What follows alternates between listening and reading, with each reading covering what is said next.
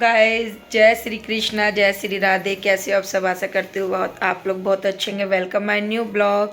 तो गाइस, आज जो है भागवत में हो आएंगे सुदामा जी हमारी। तो आज सुदामा चरित्र है और आज भागवत का लास्ट है। तो आज भागवत हो जाएगी समापन, कल हवन है।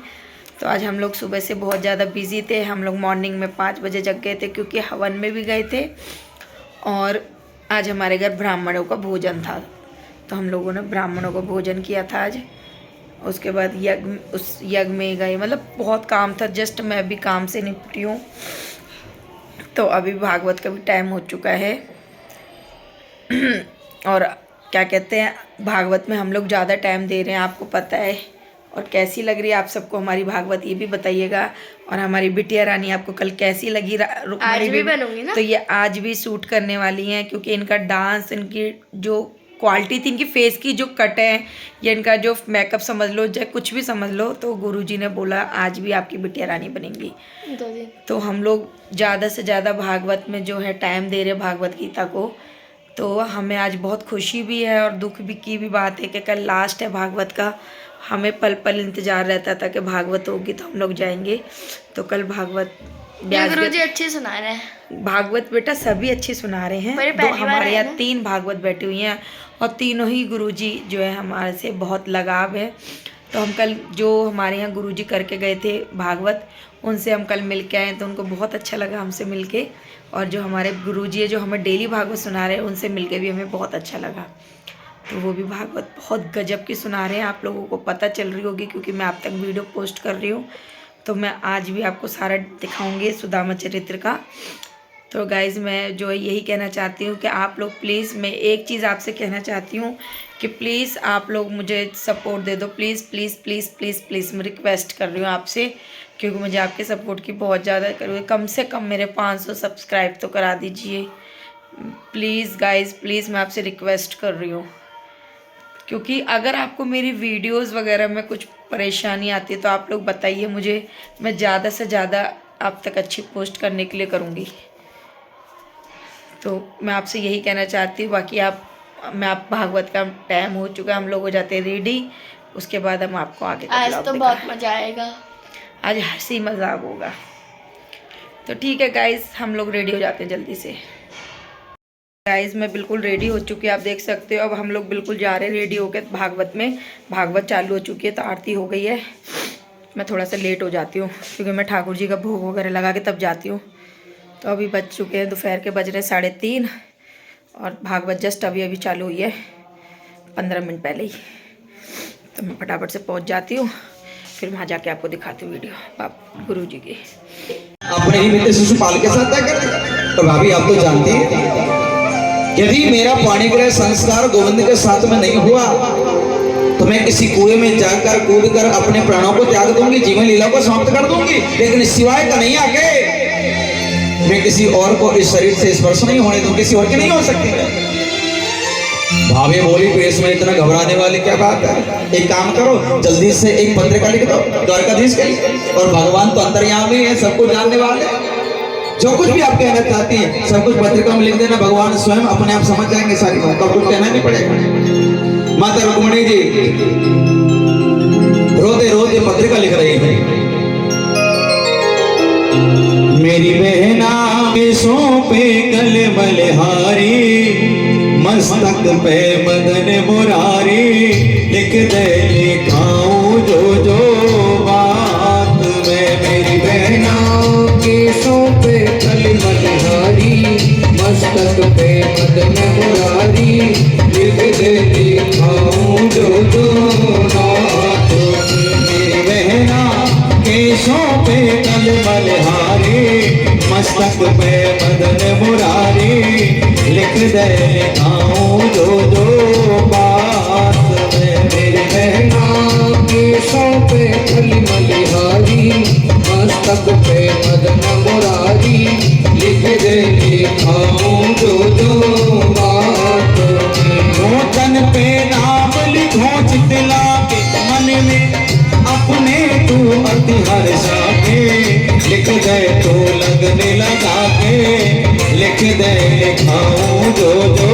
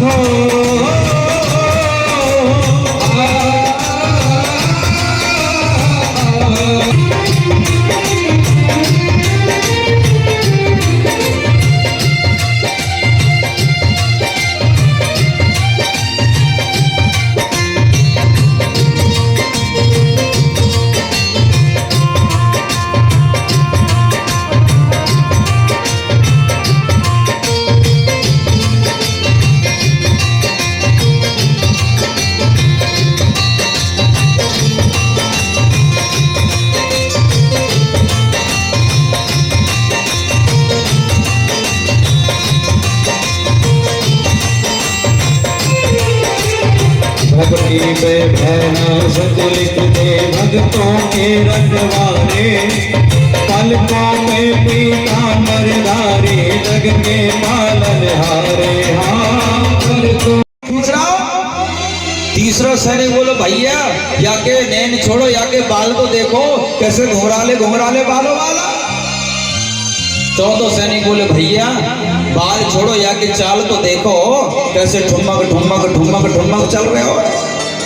पांचों सैनिक बोलो भैया एक बात बताऊं, यदि देखो जाए तो रुक्मणी जी की जो जोड़ी है ना वो इन्हीं के साथ में बढ़िया लगेगी। छठो सैनिक बोलो भैया फिर जब ऐसी बात है फिर भगा के ले क्यों ना जाए, रोक मने कौन कर रहा हो। सैनिक आपस में वार्तालाप भगवान की सुंदरता का बखान कर रहे, किस काम के लिए खड़े थे सब भूल गए, केवल गोविंद को देखकर केवल परमात्मा की ओर ध्यान जा रहा है, केवल परमात्मा की। इतने में ही माता रुक्मणी जी जैसी मंदिर प्रांगण से बाहर आई, मां आते तुरंत रुक्मणी जी का हाथ पकड़ा, बिठाया रथ में और ले गए द्वारका। रुक्मणी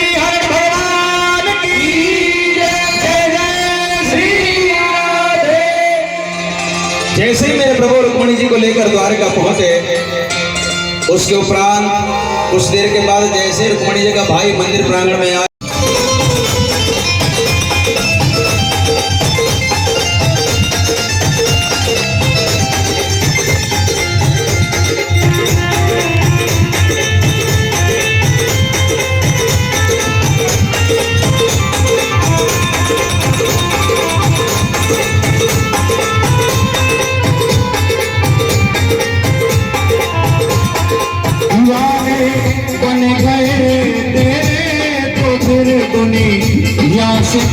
छुप छुप याद करते थे कभी दुनिया से करते थे कि छुप छुप याद करते थे वो कभी दुनिया से करते थे तो छुप छुप याद करते थे कभी दुनिया से करते थे कि छुप छुप याद करते थे। लो अब पर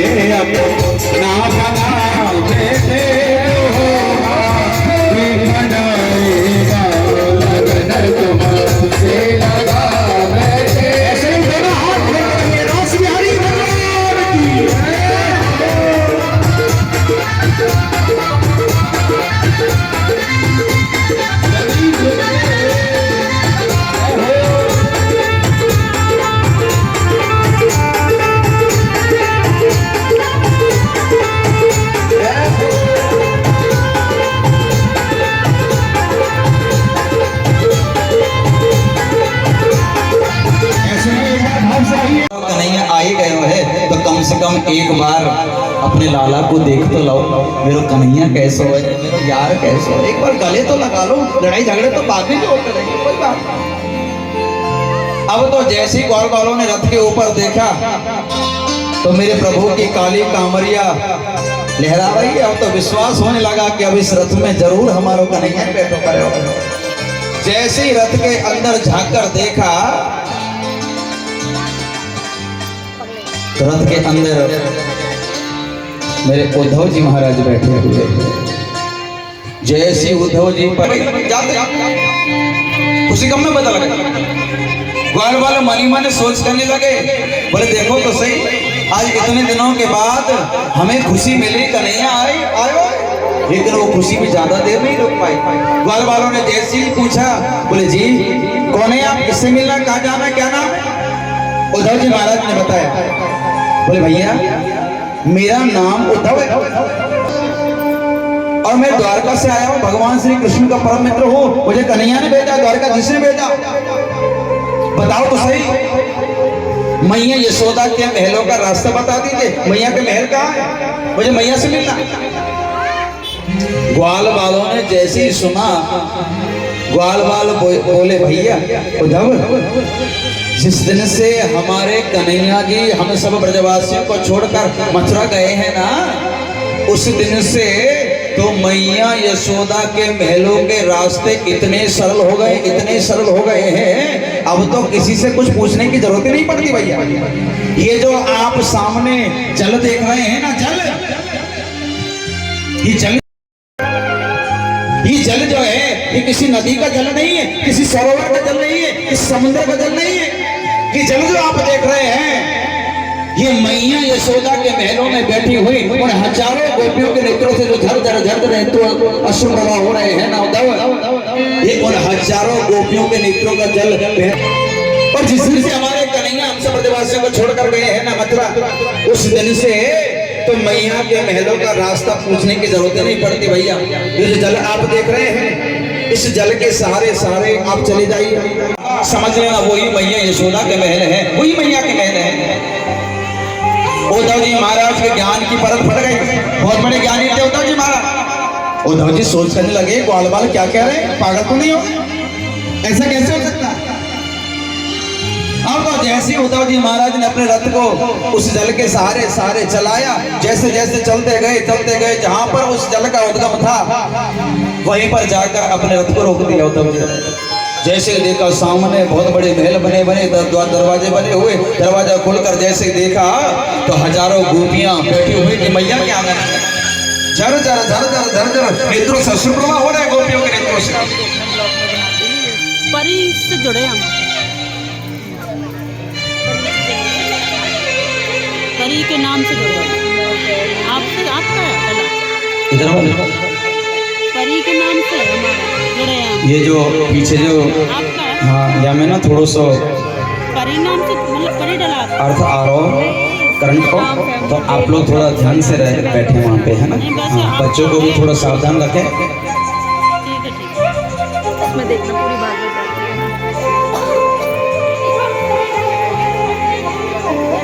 देखते सब जो बैठे हैं वो परेशान हो जाते हैं, बीच में बढ़ते नहीं।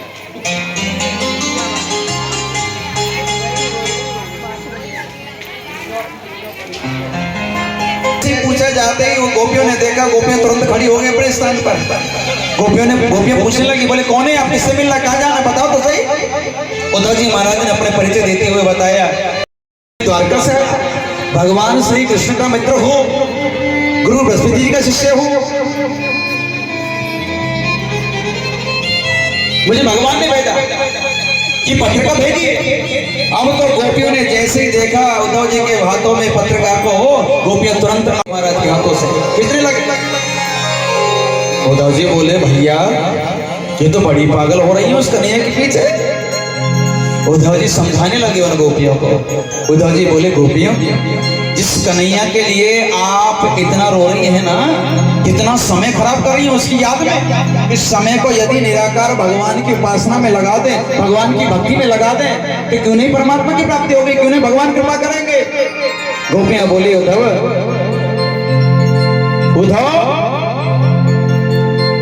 ये मनना भय एक होत्यो सो गयो श्याम संग, अब कौन आराध है ईश, उद्धव ये मनना भय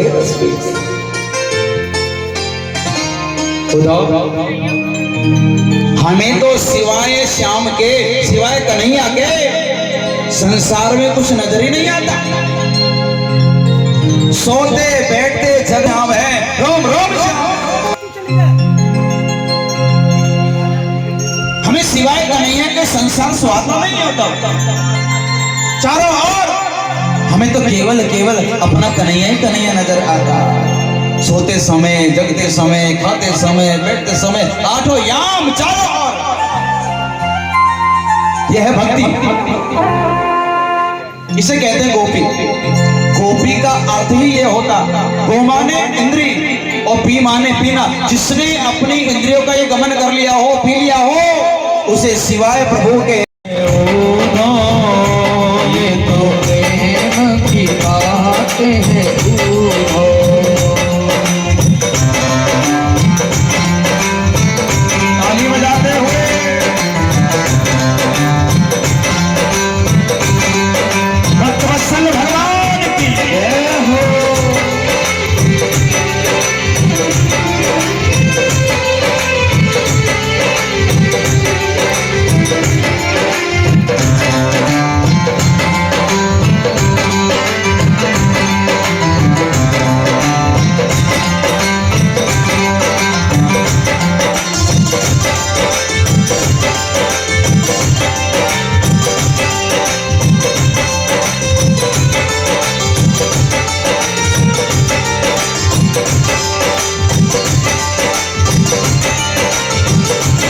तो प्रेम की बात है ओ गाओ, ये तो प्रेम की बात है ओ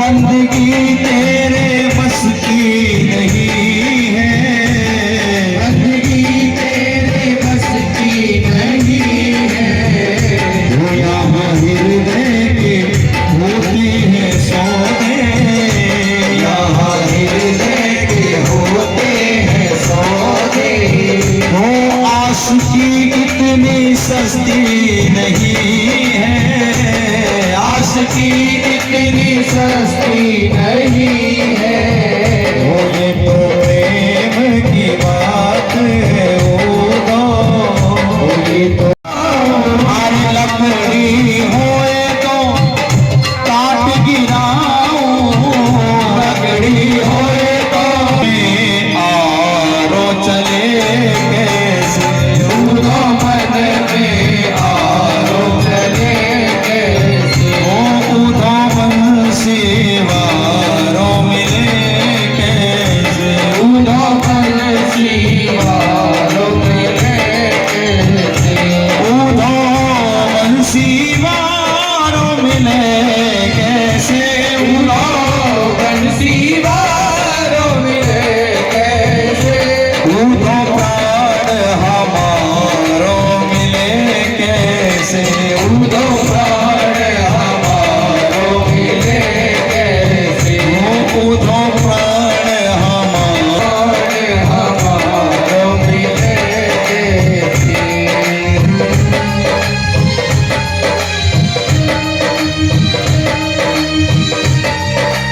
तो चौथी गोपी जो है सवेरे सवेरे योगा कर रही है, और योगा भी कुछ अलग किस्म का ही हो रहा है। राधे राधे। श्री कृष्ण को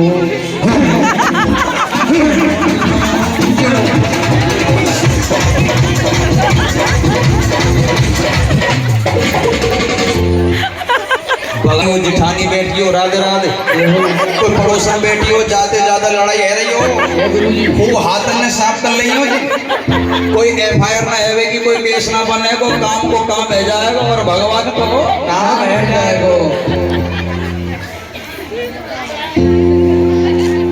श्री कृष्ण गोविंद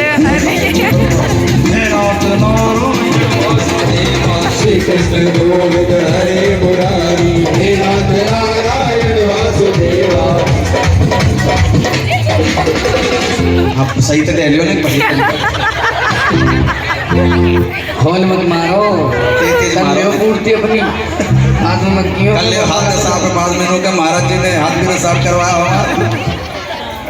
श्री कृष्ण गोविंद हरे मुरारी, हे नाथ नारायण वासुदेवा। श्री कृष्ण गोविंद हरे मुरारी, हे नाथ नारायण वासुदेवा, हे नाथ नारायण वासुदेवा, हे लक्ष्मी नारायण वासुदेवा, हे नाथ नारायण वासुदेवा, हे लक्ष्मी नारायण वासुदेवा।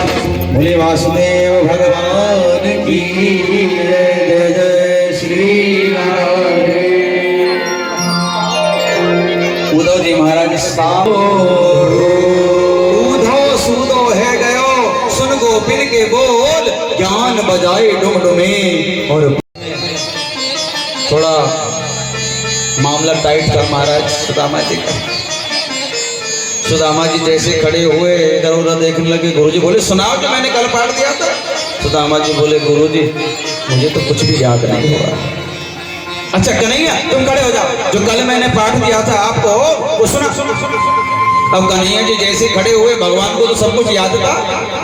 कन्हैया जी जैसे खड़े हुए, कन्हैया जी मन ही मन सोच करने लगे, बोले देखो तो सही, अगर मैंने आज गुरुजी को पाठ सुना दिया तो सुदामा को सजा जो है वो अकेले भुगतनी पड़ेगी। और जब मैंने जंगल में इनके साथ मित्रता की है तो मित्रता का तो कर्तव्य ये बनता, चाहे सुख हो चाहे दुख हो, चाहे हानि हो चाहे लाभ हो, एक मित्र का साथ दूसरे मित्र को जरूर जरूर जरूर देना चाहिए, चाहे कैसी परिस्थिति क्यों ना हो।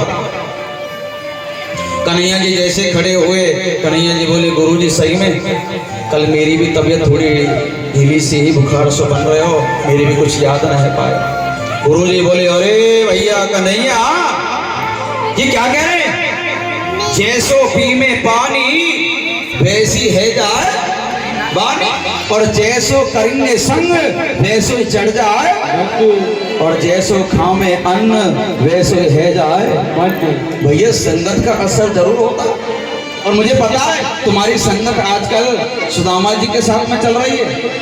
नालायकों के साथ बैठेंगे क्लास में तो कैसे बनेंगे जी? पेपर के टाइम पे अगर नालायक से यारी कर ली तो नालायक के साथ में बैठेंगे तो वहाँ पे बेचारे पे पहले खुद ना आवे कुछ, हमें का बतावे। नालायकों के संग यारी करेंगे तो नालायक ही बनेंगे, और होशियारों के संग करेंगे तो बोलो ना क्या बनेंगे? कन्हैया जी पेड़ पर चढ़ गए, सुदामा जी महाराज नीचे खड़े हैं, आधी तूफान प्रारंभ हो गए, बरसात होने लगी। जाते समय गुरु माँ ने सुदामा जी को थोड़े से चने दे दिए थे, क्योंकि माताओं का भाव जो होता है वो थोड़ा अलग होता है भैया, क्योंकि माताओं को मालूम होता है बच्चों को कितने समय पर भूख लगती है, कितने समय पर प्यास लगती है। गुरु माँ ने थोड़े चने दे दिए और कहा, बोले बेटा अभी तो आश्रम में भोजन प्रसाद भी बनकर तैयार नहीं हुआ, और न जाने आपको जंगल से आते आते कितना समय लग जाए, और रास्ते में यदि आपको भूख लगे तो दोनों भैया बैठकर बीच रास्ते में ही कहीं पर इन चनों को खा लेना, और जब तक आप आश्रम में वापस लौट कर आओगे तब तक मैं गर्मा गर्म प्रसाद जो है आपके लिए बनाकर रखूंगा। कन्हैया जी जाते ही जंगल में पेड़ पर चढ़ गए, आंधी तूफान बरसात प्रारंभ हो गई, सुदामा जी महाराज नीचे खड़े हैं। अब कन्हैया जी लकड़ी तोड़ते जा रहे हैं, सुदामा जी महाराज नीचे से लकड़ियों को बीनते जा रहे हैं। अब जैसे ही बरसात प्रारंभ हुई, देखते देखते सुदामा जी महाराज को भूख लगी आई, क्योंकि बारिश के समय पर भूख भी कुछ ज्यादा ही लगे जी। रात यहाँ जब बारिशों के मौसम होते हैं ना, तो शाम के समय यदि बारिश हो रही हो तो कहीं तो यूं कह मरंदे पनीर के बना ले। अगर बेटा ऊपर से नीचे गिर गया हो ना तो ये मीठापुर वाले तेरी पट्टी भी ना करवाओ, नहीं सोच रहा कौन फिर लकड़ी तोड़ने लगे।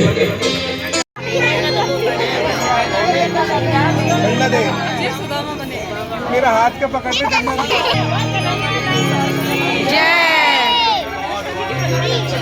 ये बड़ी सुंदर झांकी से भी दर्शन करें। सुदामा जी महाराज आ रहे हैं, और भैया देखो बीच में कोई भी खड़े होगा। किधर जाता है? सुदामा ने प्रार्थना की, ऐ द्वारपालो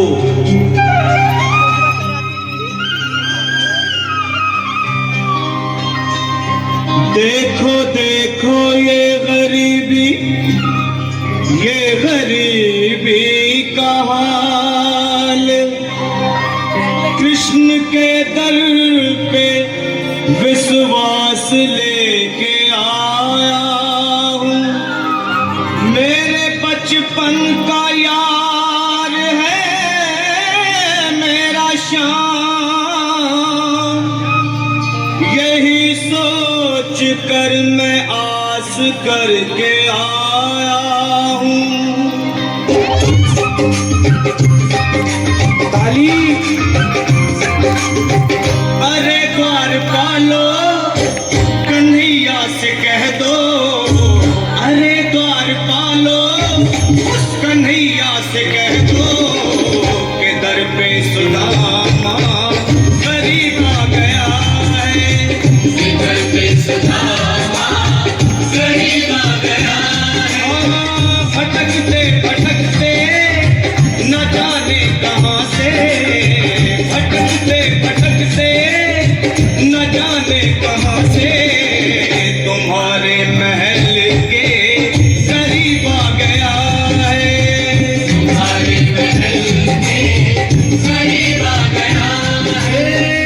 अरे द्वारपालो कन्हैया से कह दो कि दर पे सुदामा गरीब आ गया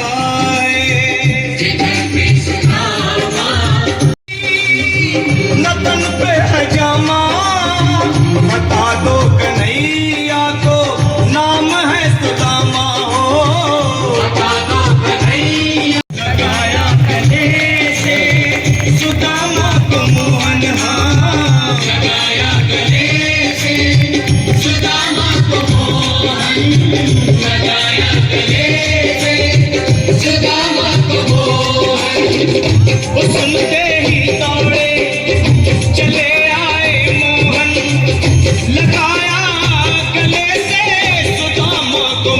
मोहन हाँ सुनते ही दौड़े चले आए मोहन लगाया गले से सुदामा को मोहन हाँ लगाया गले से सुदामा को मोहन।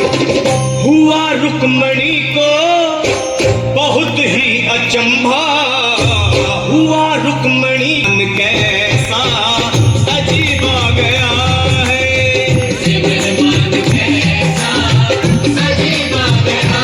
हाँ, हुआ रुक्मणी को बहुत ही अचंभा ये मेहमान कैसा अजीब आ गया है ये मेहमान कैसा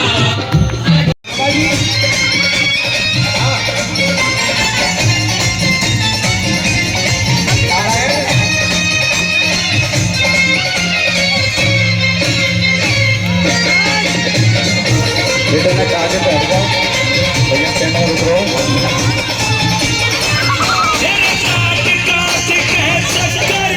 मैं तो तेरे दर के पिंड तेरा सोचो मन मन में पक्का धार लिया मन मन में पक्का धार लिया भगत तेरा भूखा सोए भगत तेरा भूखा सोए छप्पन भोग उड़ावे से ना देना तो साफ नाट क्यों लगता तार को आवे से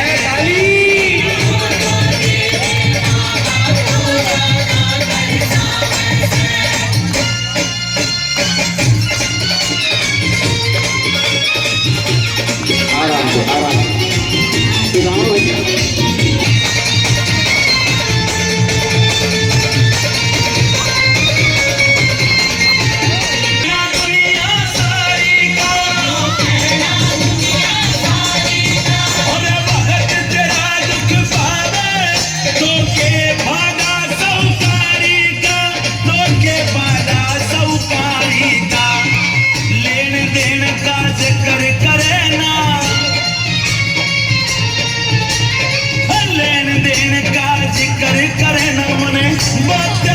बहकावे से ना देना तो साफ नाट क्यों लगता तार को आवे से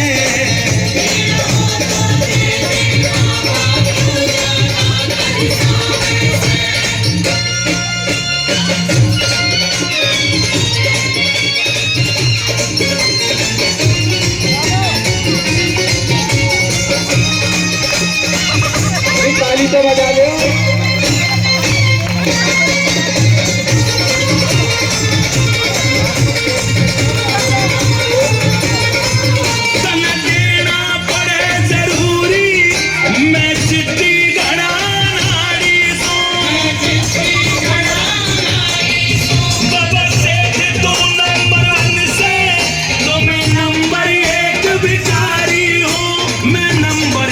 दो साफ नाट क्यों लगता तार का आवे से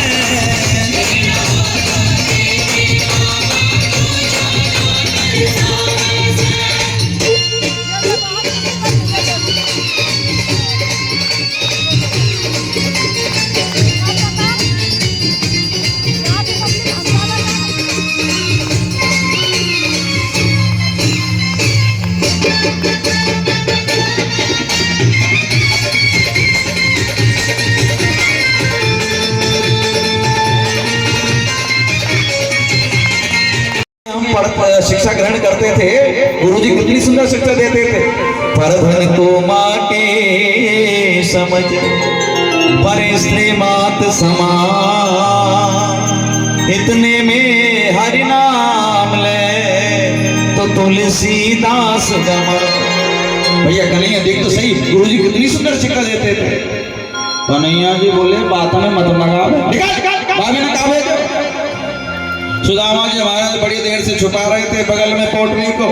जैसे कन्हैया जी ने देखा कन्हैया ने तुरंत सुदामा जी के बगल से छीन कर पोटली को सुदामा जी से छीन लिया।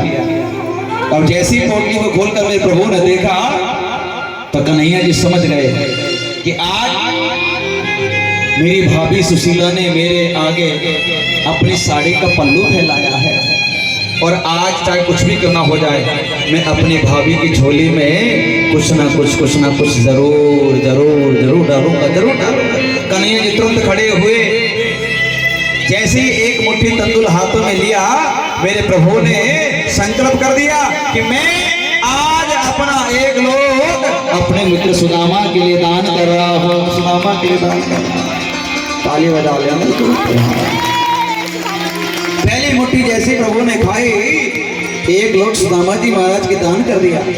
दूसरी मुट्ठी जैसे ही भरी दूसरा लोग सुदामा जी के लिए दान कर दिया। जैसे ही तीसरी मुट्ठी खाने के लिए जा रहे थे, खड़ी मत आ जाइयो, कन्हैया खुद ही हाथ पकड़ा नो पागल मेरे पकड़। हे भगवान, जैसे तीसरी मुट्ठी खाने जा रहे थे रुक्मणी जी ने तुरंत हाथ पकड़ लिया। प्रभु आप ये क्या कर रहे हैं? कन्हैया कुछ ज्यादा लंबो ना आया। सब कुछ यदि आज अपने मित्र सुदामा को ही आप दान में दे देंगे तो हम ये जो 16,108 जो हैं प्रभु बताओ तो सही, फिर हमारा क्या होगा? भगवान बोले रुक्मणी अब छोड़ दे हाथ है। भगवान बोले रुक्मणी जी देखो कभी भी किसी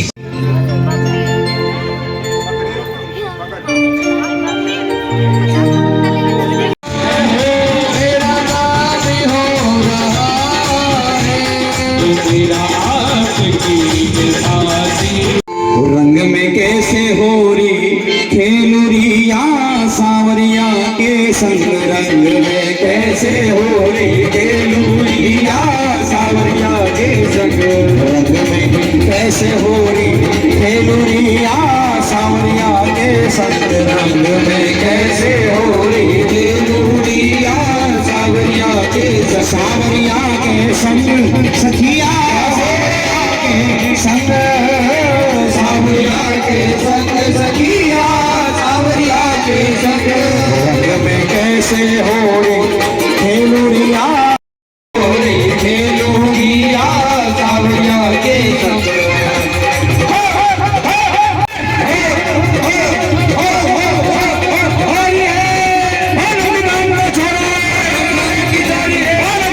गाइस जो है हम लोग आ चुके हैं घर पर। आज जो है भागवत समापन हो गई है। आज 7 दिन हो गए भागवत के, तो विदाई हो गई है ब्यास जगद्दी की। ब्यास जी की भी विदाई हम लोगों ने कर दी। तो आप देख सकते हो हम लोगों के चेहरे से आज होली हुई है। और ये हमारी आज जो लाली दोबारा से बनी थी रुक्मणी की। तो देखो हमने कैसे होली खेली है। हमारी मम्मी जी, मैं अपनी मम्मी के घर आई हूँ। देखो मम्मी को देखो, मम्मी ने भी होली खेली है। खूब होली खेली है, बहुत आनंद आया, बहुत गाइस इतना आनंद आया। मतलब आज तो इतना रोना आ रहा था ना जब विदाई हो रही थी मेरे ब्यास जी की। बहुत हम लोगों को मतलब इतना दुख हो रहा है। हमारे ब्यास जी जो है, ब्यास जी की जो है विदाई हो गई आज और दिल भरी आया। और ब्यास जी भी हमारे बहुत रोए थे भाई, बहुत। और जो मतलब 7 दिन में जो उन्होंने आनंद बरसाया, भागवत इतनी गजब की सुनाई थी और भजन भी एक से एक भजन। तो बहुत अच्छा लगा हमें उनसे मिलके। तो ठाकुर जी से दुआ करेंगे कि जल्दी से जल्दी गुरुजी दोबारा भागवत सुनाए हमारे मनभरी कुंज में। कोशिश करेंगे हम सब। हम तो, किसी से हम अपनी ही पे कोशिश करेंगे कि हम ही उन्हें। हाँ, तो इसी वजह से मैं आप तक सारी वीडियो पोस्ट कर रही थी ताकि आप भी सुन सको हमारे गुरुजी की भागवत। तो जिस किसी को गुरुजी से भागवत करानी है तो मैंने कॉन्टेक्ट नंबर डाल दिया है गुरुजी का, आप लोग भागवत करा सकते हो। और नाम क्या कहते हैं, गुरु दीक्षा भी देते हैं हमारे गुरुजी। तो गाइज बस यही कहना चाह रही थी। कल हवन है और कल जो है भागवत गीता उठा दी जाएगी और भंडारा है। तो कल की भी वीडियो मैं आप तक पोस्ट करूंगी। तो अभी टाइम हो रहा है ज़्यादा है। कल बिल्कुल समापन, मतलब पंडाल पूरा हमारा खाली हो जाएगा कल। कल इंतजार रहता था हमारे कि कब 2 बजेंगे, कब भागवत चालू होगी, कब 2 बजेंगे। तो ये 4-5 घंटे का कुछ पता ही नहीं चलता था। तो ठीक है गाइस, जो है अब जो है बहुत ज़्यादा रात हो गई है, टाइम हो रहा है ज़्यादा। ब्लॉग का करती हूँ मैं यही स्टॉप। कल मिलेंगे नेक्स्ट ब्लॉग में। सबको जय श्री कृष्णा, राधे राधे, सबको बाय बाय, गुड नाइट।